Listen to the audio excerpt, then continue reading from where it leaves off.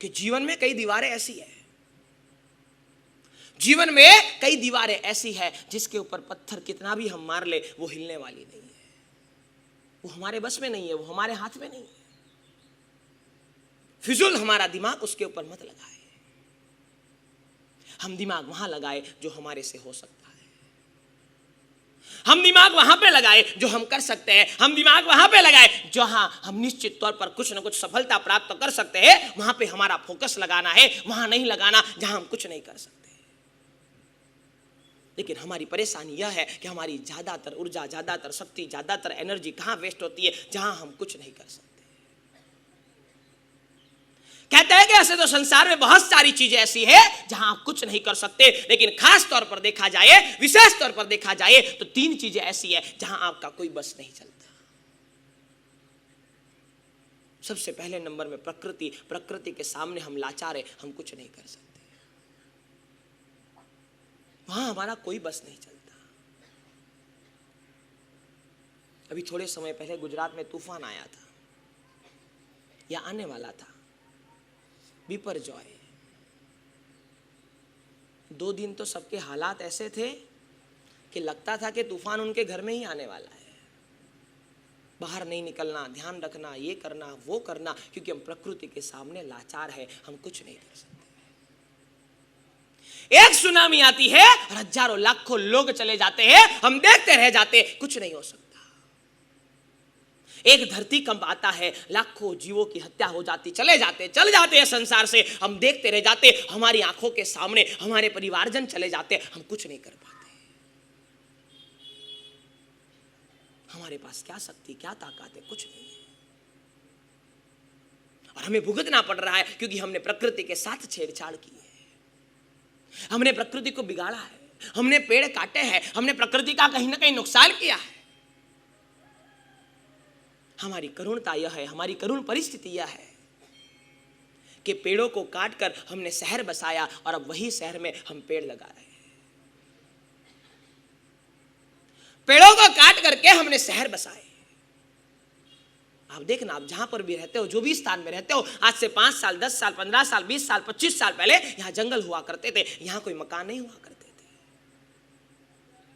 पेड़ों को काट करके हमने शहर बसाए और अब हम सोचते हैं कि थोड़े पेड़ लगा ले ताकि हमारा स्वास्थ्य अच्छा रहे, ताकि हम बचे रहे, हमें ऑक्सीजन मिलता रहे। लेकिन मैं कहना चाहता हूं कि प्रकृति के साथ जिसने छेड़छाड़ की है, प्रकृति उसका सत्यानाश करती है, प्रकृति उसका सर्वनाश करती है, निश्चित तौर पर समझ लेना। और जब प्रकृति तूफान पे आती है, प्रकृति उफान पे आती है, तो हम कुछ नहीं कर पाते, हमारे हाथ में कुछ नहीं होता, हम बस मूक प्रेक्षक बन के रह जाते, कुछ नहीं कर सकते। संसार में 3 चीजें ऐसी है जिसके ऊपर हमारा बस नहीं चलता, और इसलिए शास्त्रकार भगवान कहते हैं कि जहां तेरा कोई बस नहीं है वहां फिजूल खर्ची करना बंद कर दे। प्रकृति हम नहीं बदल सकते। दूसरे नंबर में परिस्थिति हम नहीं बदल सकते। परिस्थिति जो आपके सामने आएगी, सहयोग जो आपके सामने खड़े होंगे, आपको फेस करना ही पड़ेगा, कोई रास्ता नहीं है। हम दुखी इसलिए होते हैं कि हम ये चाहते हैं कि संसार अच्छा हो जाए, बराबर समझना। हम दुखी इसलिए होते हैं कि हम ये चाहते हैं कि संसार अच्छा हो जाए, संसार बेहतर हो जाए, लेकिन परमात्मा ये कहते हैं कि संसार अच्छा नहीं होगा, बस तू अच्छा हो जा, संसार अच्छा दिखाई पड़ेगा। हम ये होते, ये बुरा है, ये खराब है, इसमें खराबी है, इसमें तकलीफ है, इसमें परेशानी, इसमें प्रॉब्लम्स है, हम यही सोच में रहते हैं। और इसीलिए शास्त्रकार भगवंत हमें चेताते हैं, शास्त्रकार भगवंत हमें बताते हैं, शास्त्रकार भगवंत हमें जगाते हैं कि समझ लीजिएगा, जीवन में उस दीवार पर पत्थर मत मारो जहां कुछ नहीं होने वाला है। फोकस वहां लगाओ जहां आप कुछ कर सकते हो। प्रकृति के सामने हम कुछ नहीं कर सकते, परिस्थिति के सामने हम कुछ नहीं कर सकते। 2 साल पहले कोरोना आया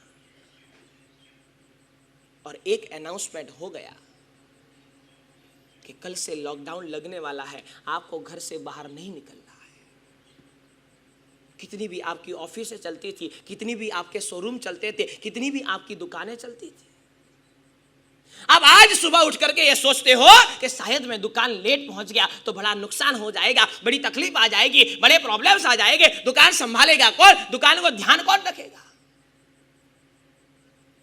एक दिन पर्वतिथि की आराधना आपको करनी हो और दुकान बंद रखनी हो तो आप 100 बार सोचते हो कि रखूं या नहीं रखूं, रखूं या नहीं रखूं। दोपहर तक आराधना कर लो, दोपहर के बाद ऑफिस चला जाऊंगा।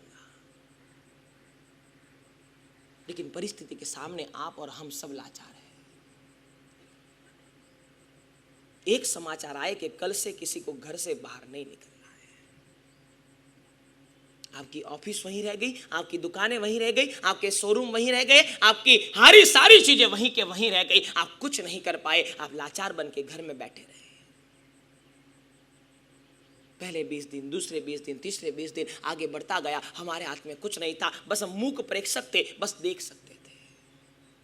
समाचार मिलते थे, आज ये चला गया, समाचार मिलते थे, आज ये चला गया, समाचार मिलते थे, आज ये निकट का इंसान चला गया, समाचार मिलते थे, आज ये अजीज मित्र चला गया। हम बस रोज सुनते थे, मोबाइल के माध्यम से, टेलीविजन के माध्यम से आप लोगों के सामने समाचार आते थे और कोई रास्ता नहीं था।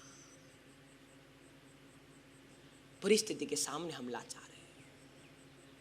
जितने भी गुरु भगवंत थे, जितने भी साधु साध्वी जी भगवंत थे, जिनका एक एक जगह पर चतुर्मास तय हुआ था, एक भी जगह पर गुरु भगवंत नहीं पहुंच पाए। हमारा चतुर्मास दिल्ली तय हुआ था, जयपुर करना पड़ा।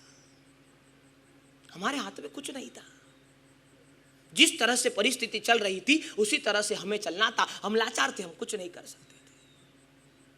कहा गया कि आराधना साधना नहीं करवानी, नहीं करवा पाए।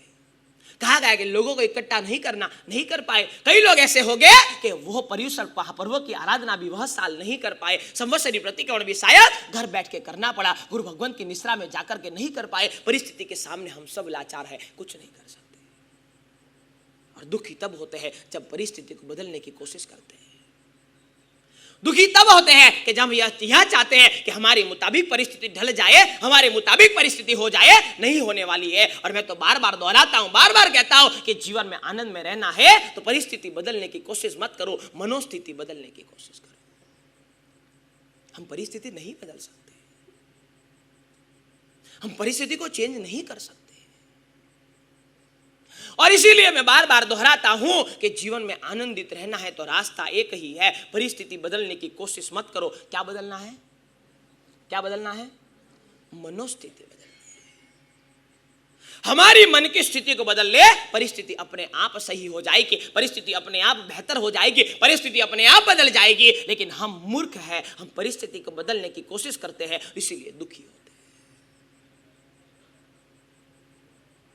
और इसीलिए शास्त्रकार भगवत ने कहा कि समझ लेना, जहां तेरा बस नहीं, जहां तेरी ताकत नहीं, वहां तेरी ऊर्जा का खर्च मत कर। प्रकृति तुम नहीं बदल सकते, परिस्थिति तुम नहीं बदल सकते। और तीसरे नंबर में कहा कि पर व्यक्ति तुम नहीं बदल सकते। परिस्थिति को भी तुम नहीं बदल सकते, तुम्हारे हाथ में नहीं। और पर व्यक्ति, दूसरे व्यक्ति को भी बदलना तुम्हारे हाथ में नहीं। हम कोशिश करते हैं, थक जाते हैं, हार जाते हैं, परेशान हो जाते हैं, लेकिन शायद सामने वाला समझता नहीं, सामने वाला बदलता नहीं, और हम दुखी होते जाते हैं।